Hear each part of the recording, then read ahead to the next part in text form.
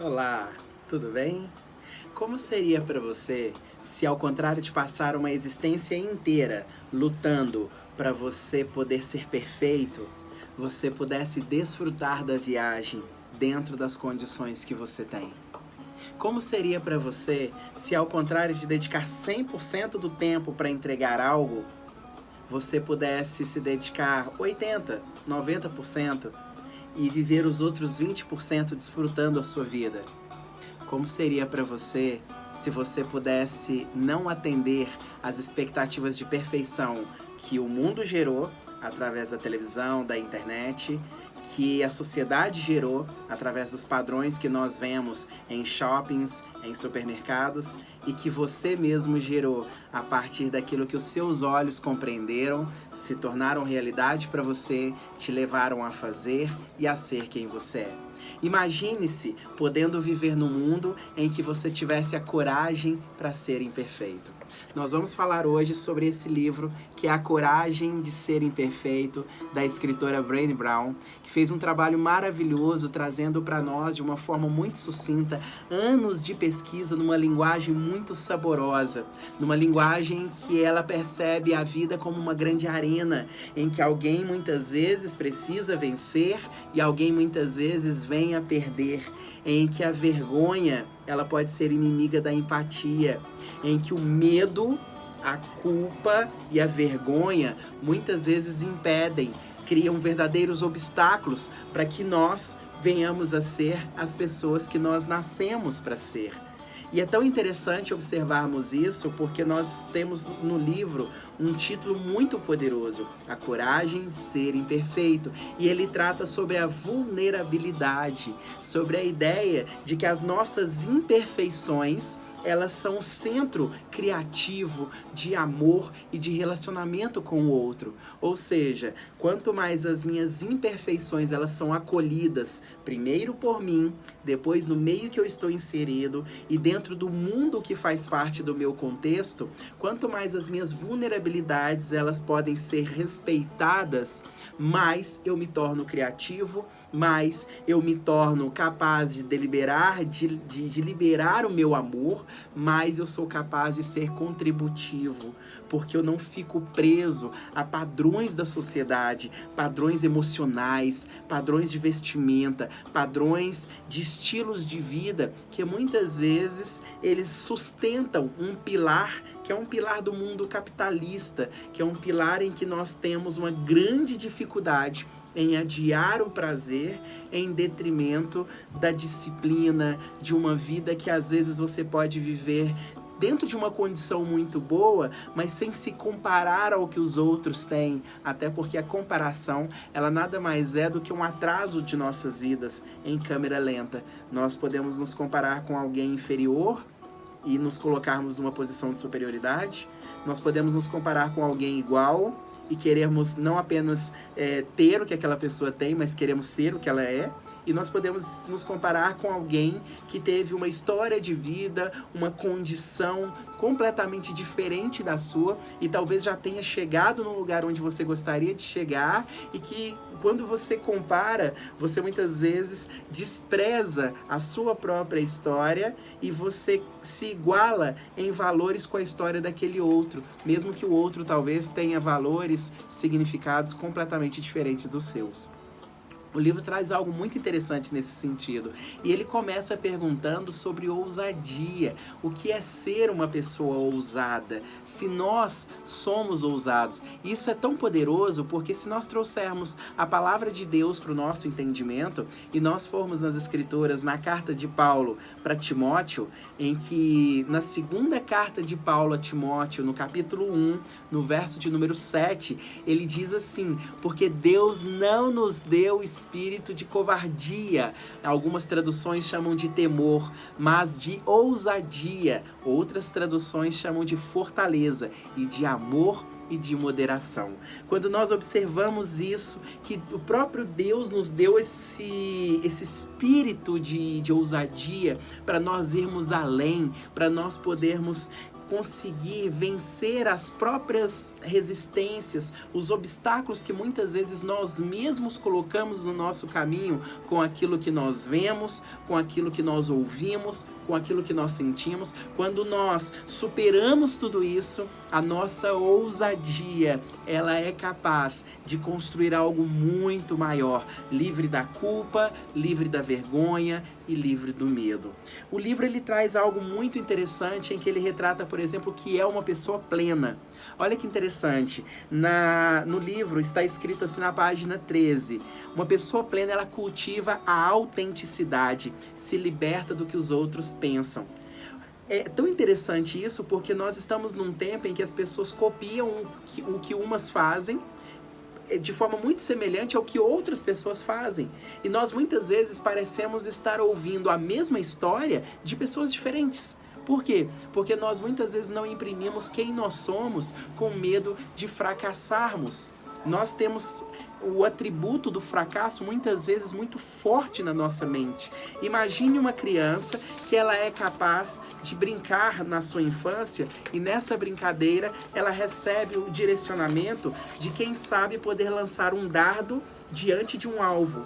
E quando ela lança aquele dardo diante de um alvo, se ela não acerta o centro do alvo, o principal objetivo daquele alvo, muitas vezes nós classificamos aquela criança dizendo para ela: errou, você errou o alvo.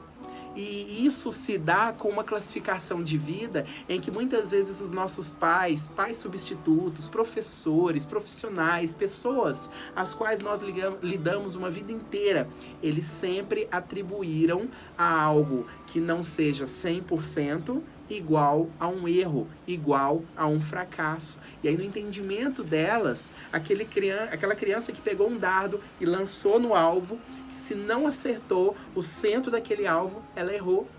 E olha que interessante, como seria a sua vida se ao contrário de você perceber o erro, se você perceber o fracasso, você percebesse que você teve um resultado, que você percebesse que você teve um feedback, que se você mudar o que você fez da forma como você fez, talvez você possa ter um resultado diferente.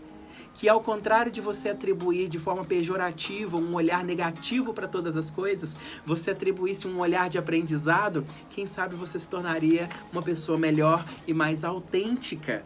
Um outro significado muito especial que o livro traz sobre uma pessoa plena é aquela que cultiva a autocompaixão. Ela se liberta do perfeccionismo. Muitas vezes o perfeccionismo ele é imposto por uma sociedade, principalmente capitalista como é a nossa no Ocidente, em que nós queremos ter 100% de tudo. Imagina se você, ao contrário de ter 100% de tudo, conseguisse ser 100% grato por aquilo que você tem, por cada passo que você dá, por cada degrau que você sobe. Uma criança, quando começa a aprender a ficar de pé, à medida que os pais sorriem para ela e ela percebe a evolução dela, ela sorri. Ela apenas ficou de pé. Ela não voou, ela não nadou, ela não correu, ela apenas ficou de pé. E aquilo por si só é motivo de grande alegria. Às vezes nós não comemoramos as pequenas vitórias. E quando nós cometemos algum erro, os três pilares, medo, culpa e vergonha, eles vêm à tona. O medo, ele vem com tamanha força que é uma certeza de que algo ruim vai acontecer. E esse medo que diz que algo vai acontecer, ele pede uma atitude, ele pede uma preparação, ele pede uma proteção, ele pede que providências sejam tomadas para que aquele medo não se cumpra. A Bíblia nos ensina sobre isso. O verdadeiro amor lança fora todo medo. Quando você vive num núcleo de amor, a reação, o sentimento, a atitude de medo, ela acaba não sendo aflorada da forma como uma pessoa que muitas vezes é criada sem amor. Uma outra forma é quando você constrói melhor seus conhecimentos, suas habilidades, suas atitudes. Quando seus conhecimentos, habilidades e atitudes são maiores numa determinada área, seu medo é menor. Quando você vai fazer talvez a primeira prova na sua vida, talvez você fique assustado com aquela prova. À medida que você vai estudando, fazendo exercício, se preparando, à medida que aquele conhecimento ele sai do intelecto e vai para o músculo, à medida que você vai para a prática e aprende que muitas vezes para caminhar você primeiro cai e aprende que antes de acertar você coleciona muitos aprendizados, Quem sabe isso não te torna mais competente, com mais conhecimento, habilidade e atitude, isso diminui o seu medo. E aí, ao contrário de paralisar ou de se sentir ansioso, você constrói um futuro mais agradável para aquilo que você quer. O outro pilar que o livro traz de um jeito magnífico é uma relação sobre a culpa. A culpa diz, eu fiz algo de errado, e aí você fica irado com você mesmo. É como se você mesmo tivesse permitido invadir um limite que era seu. Você transgrediu seus próprios limites, provocou consequências não desejadas. E o que pede a culpa? A culpa, ela pede desculpas. Que tal desculpas para você mesmo? Ela pede perdão, pede aceitação, pede uma reparação. E muitas vezes quando você não expressa esse sentimento, essa emoção que está em você, você pode muitas vezes criar uma motivação para poder continuar não saindo da inércia, para continuar com a vida do jeito que está, gerando remorso, gerando uma sensação de melancolia. E o terceiro pilar que é muito forte é o da vergonha. A vergonha, ela te coloca numa posição contrária da empatia. Porque se você está com vergonha, você não se expõe. E muitas vezes, se você não se expõe, não diz o que você pensa, talvez você não possa ter aquela palavra amiga que vai ajudar outra pessoa a lidar com aquela situação a qual ela está inserida. O livro, ele traz no primeiro capítulo algo muito bonito. Ele fala sobre a escassez por dentro da cultura de não ser bom o bastante. E eu te pergunto, o que é ser bom o bastante? Bom o bastante para quem? Bom o bastante para qual finalidade? O que é ser bom? E pior, o bastante quer dizer o quê? Isso é uma forma linguística que muitas vezes nós utilizamos, em que nós distorcemos os fatos, criando uma leitura mental, criando também uma omissão em que a gente compara algo com outro algo, bom o bastante. Primeiro, bom em relação ao quê? O que quer dizer o bastante? Melhor do que o quê? Melhor do que quem? Quando nós começamos a ver essa omissão, em que a gente faz uma omissão comparativa, em que a gente não diz exatamente o que nós estamos comparando com o que, e depois nós distorcemos o fato, dizendo que é importante que aquilo aconteça da melhor forma, você começa a generalizar, a omitir, a distorcer as palavras, e isso gera uma prisão, gera um medo de uma humilhação. Nós temos aprendido cada vez mais que a humilhação, ela é uma nominalização. É o nome que nós damos para podermos entender algo que está acontecendo com alguém, e muitas vezes aquele alguém vivendo uma determinada situação, ele se diz, eu fui humilhado, e por eu já ter sido humilhado, eu não acredito que eu seja bom o bastante. Quando a pessoa diz, eu fui humilhado, ela está usando a linguagem na voz passiva. Ela não tem ação quando ela diz, eu fui humilhado, eu fui roubado, eu fui abandonado, eu fui rejeitado. São frases em que ela não tem uma atitude porque ela sofre as consequências, ela vive a voz passiva. É diferente de dizer, eu me sinto humilhado com a sua atitude. Eu me sinto culpado com a sua atitude. Eu estou me tornando. Ou seja, agora nós temos uma voz ativa, existe alguém que é autor da própria história, mas quando há escassez dentro da nossa cultura, para nós assumirmos que talvez nós não sejamos tão qualificados para fazer algo dependendo do nível de expectativa, quando nós não temos liberdade para fazer isso, existe o medo da humilhação. E ela trata isso de um jeito tão especial. É como se a gente pudesse, por um determinado momento, olhar para o nosso eu e separar o que é o nosso eu verdadeiro, autêntico, de um eu narcisista, de um eu que quer ver a sua imagem refletida em todos os lugares. Isso me faz lembrar, por exemplo, da teoria de Adler, em que ele trabalha com o complexo de inferioridade e o complexo de superioridade. O complexo de inferioridade, ele te gera uma baixa estima. Ele causa em você um conjunto de crenças enfraquecedoras que quando você pensa, nossa, eu gostaria tanto de realizar este algo, esse conjunto de crenças, muitas vezes enfraquecedoras, te diz, não é para você, você não pode, você é incapaz, você é impotente. isso não é bom para o seu perfil, para o tipo de pessoa que você se tornou. E aí você se coloca com um sentimento de inferioridade.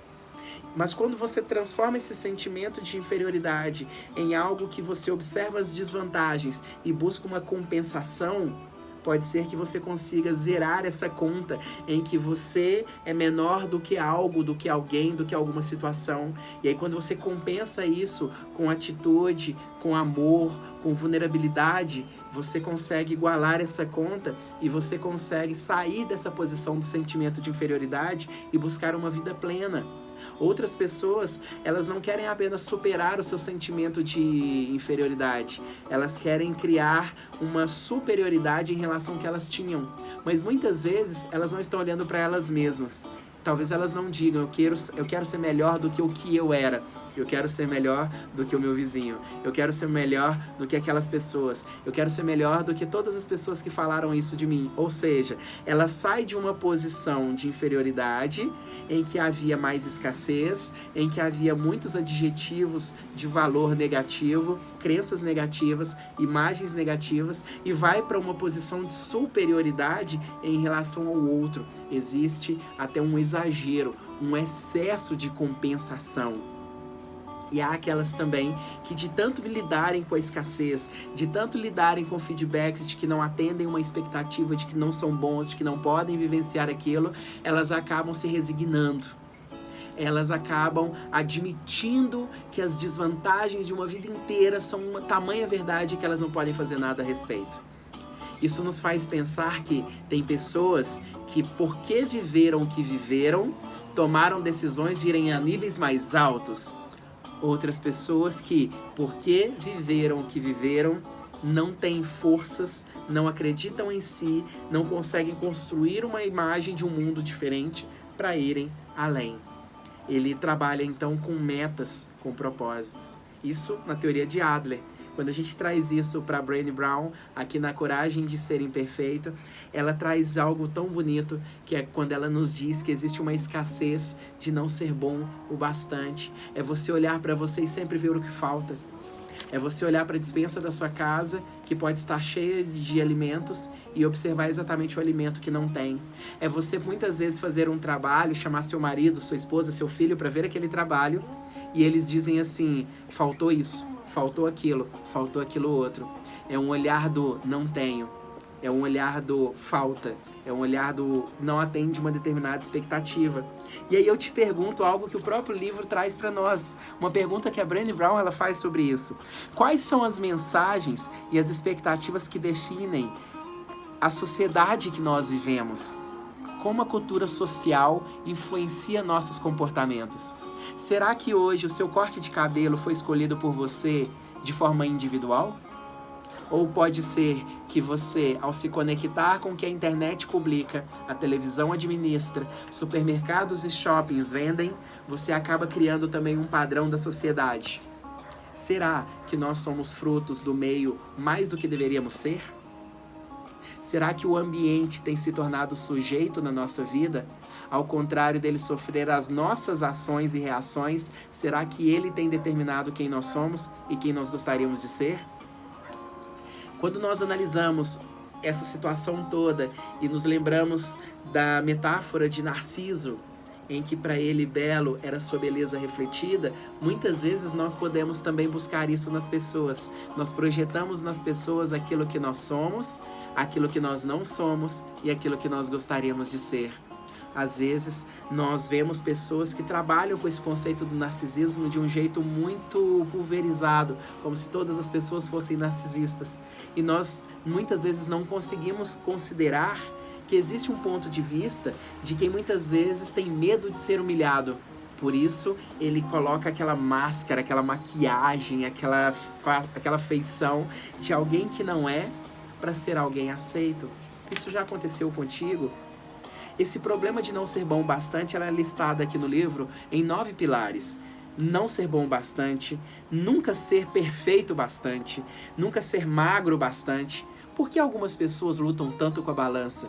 Por que a balança é tão relevante? Será saúde ou será para atender critérios da própria sociedade, em que você tem graus comparativos, em que se alguém ganha um tênis ASICS e você ganha, por exemplo, um quichute, você pensa, aquele que ganhou o tênis ASICS, ele tem mais valor do que eu, que ganhei um quichute, porque o tênis ASICS tem um valor muito maior do que o quichute, então eu valho o que eu tenho. Será que você pensa assim? Ou você é do tipo que entende o que tem valor e o que tem preço? Valor e preço. Preço é o que você paga, valor é o que você é o que você leva das coisas e do mundo que você vive. Será que você vive nesse mundo de nunca ser magro, nunca ser poderoso, nunca ser bem-sucedido o bastante? Ela também trabalha questões muito interessantes que nós podemos trazer para a nossa realidade. Quando nós falamos de vulnerabilidade, nós estamos falando da nossa autenticidade, dos nossos próprios critérios, da forma como nós percebemos a realidade e julgamos o mundo através daquilo que nós vimos, ouvimos e sentimos. Nós filtramos essa realidade e construímos as nossas crenças, nossos sistemas de valores, de motivação. Nós buscamos ter os nossos objetivos tão claros para nós. Nós utilizamos os nossos objetivos com base na nossa autenticidade e não no que o mundo diz sobre nós mesmos.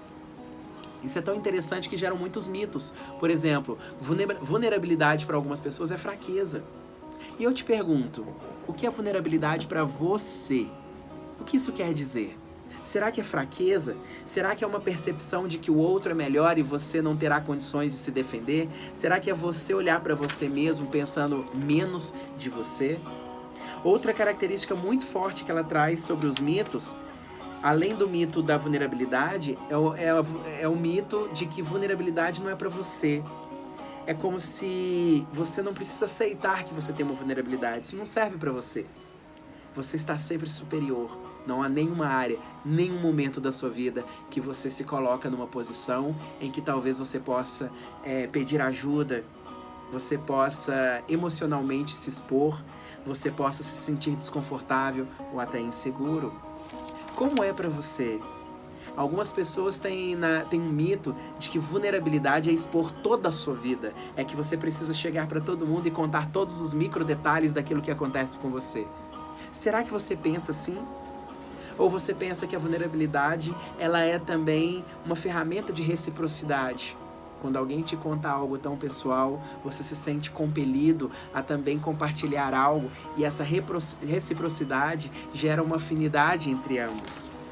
Há também um outro olhar sobre tudo isso, que é um mito tão interessante, que é o mito do eu me garanto sozinho. Sozinho eu faço tudo, porque se eu quero bem feito, eu tenho que fazer. Se eu delegar isso para outras pessoas, elas vão errar. Eu prefiro ficar afogado e fazer bem feito do que contar com outras pessoas. Será que isso não é um mito de uma perfeição? Será que por trás disso tudo não há um sentimento de perfeição muito grande em que você muitas vezes não está disponível a ouvir feedbacks de melhoria? Quando nós lidamos com todos esses mitos, com todas essas situações, muitas vezes nós não nos permitimos nos expor à realidade. Como está a sua vida hoje?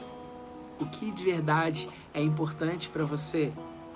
Até quando você vai aceitar resultados na sua vida porque você precisa agradar a pessoas e a principal pessoa que você precisa agradar, que é você mesmo, para você poder ser alguém importante para outra pessoa, você não está agradando? Às vezes nossa relação com Deus ela não tem vulnerabilidade. Muitas vezes os cristãos eles acabam orando parecendo muito mais uma repetição de palavras, de um jeito que não traz mudança de vida. Por quê? Porque não tem vulnerabilidade, não tem coração rasgado, não tem palavras sinceras, não tem um coração amável e liberto para viver tudo isso. É tão interessante nós observarmos isso, que dentro da vulnerabilidade, quando nós assumimos que temos, por exemplo, um sentimento de inferioridade em relação a algo ou alguém, ou um sentimento de superioridade também em relação a algo ou alguém, ou que você tem medo ou culpa, ou vergonha, quando nós não admitimos isso, muitas vezes nós nos trancamos numa caixa, que tem uma porta, cuja chave só pode abrir do lado de dentro. Nós não podemos mudar as pessoas. As pessoas convencidas do que é a verdade, elas mudam. O próprio Deus faz isso conosco. Deus nos permite ter direito ao livre-arbítrio, à liberdade, à liberalidade. Sabe por que é importante falarmos sobre isso? Porque nem Deus muda você. Ele te envia o Espírito Santo para te convencer do pecado, da justiça e do juízo. É você que tem consciência dos seus pecados, tem consciência dos pensamentos muitas vezes improdutivos que você coleciona e começa a refletir sobre os seus pensamentos, construir uma metanoia, ter uma mente superior, disciplinada, mais elevada para ir a níveis mais altos, e aí você muda o seu comportamento, muda seus resultados e transforma a sua vida. Que tipo de vulnerabilidade falta hoje na sua vida para você transformar seus relacionamentos? Quando você fala de amor, qual é a vulnerabilidade que às vezes você esconde? Quando você fala de medo, o que você seria? Quem você seria? O que você faria se não fosse o medo? Quando falamos de culpa, será que ainda estamos reagindo diante das nossas experiências e não diante daquilo que o mundo tem a nos oferecer? Ou diante do que o próprio Deus tem a nos oferecer? Será que nós somos capazes de nos perdoarmos? Como seria se você se perdoasse? Como seria a sua vida se você pudesse andar trocando o fardo do peso, da culpa, do medo, da angústia com o do perdão? Como seria a sua vida se você pudesse viver sem essa vergonha que cora teu rosto, que te diz que você não pode, não é capaz, não é permitido para você? Como seria se isso não tivesse mais autoridade na sua vida? Muitas vezes, nós não nos tornamos quem nós nascemos para ser porque nós nos escondemos atrás de um grau de perfeição que nos impede de sermos vulneráveis. Existe poder na sua vulnerabilidade. Existe alegria, existe criatividade, existe amor. Todas as vezes que você se permite ser vulnerável, uma parte de você constrói um futuro que ainda não existe. É o berço da sua criatividade. É o berço de uma história que talvez você esteja construindo agora. Vamos continuar falando sobre esse livro. Vamos depois detalhar cada parte dele e eu espero que você possa ir comigo nessa jornada e quem sabe, tanto eu quanto você, possamos nos tornar pessoas ainda melhores. Beijo no teu coração, te vejo no próximo vídeo.